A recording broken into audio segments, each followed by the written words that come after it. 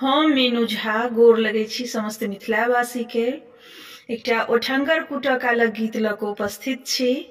कोशिश करे छी सब गोटे के नीक लागे। धन्यवाद। जय मिथिला, जय मैथिली। रसिया से धान कुटाबथी है मिथिला नर नारी। रसिया से धान कुटाबथी है मिथिला नर नारी। चारों कुमर बड़ कूटथी है मुसला कर धारी।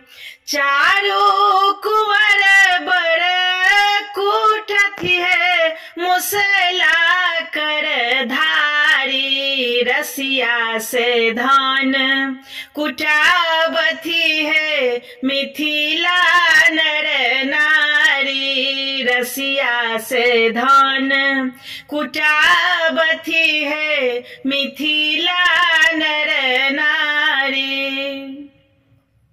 निरखी परस परमुस कथी है बेबस ससुरारी।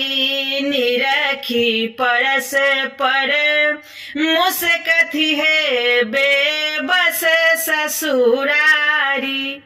आजू हो बड़ सोचथु है ब्याह सो विध भारी।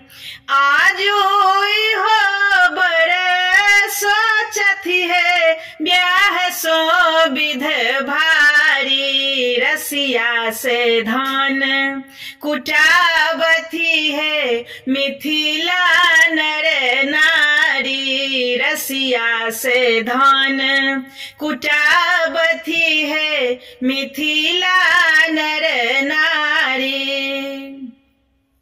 आनंद लता इहो गाबथी है भोगल पदचारी।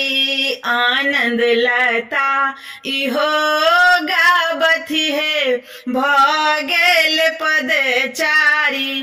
ओठंगर मजाबू झाबथी है सखी सर हो जी सारी।